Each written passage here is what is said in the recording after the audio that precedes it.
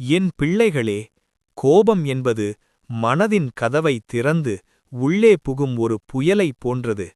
அதை உள்ளத்தில் வளரவிடினால் அது உங்களையும் உங்களைச் சுற்றியுள்ளவர்களையும் காயப்படுத்தும்.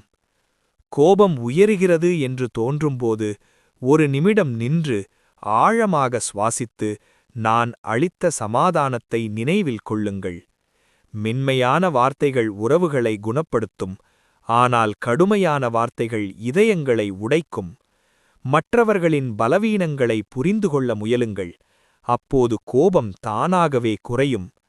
மன்னிப்புக்காக ஜெபியுங்கள், ஏனெனில் மன்னிப்பவர்களுக்கு நான் பலம் தருகிறேன். அகிம்சையும் அன்பும் நிறைந்த வாழ்க்கையே என் வழி.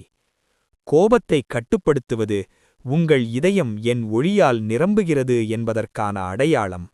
சமாதானத்தையும் அன்பையும் நிறைந்த பாதையில் நீங்கள் நடக்குங்கள்.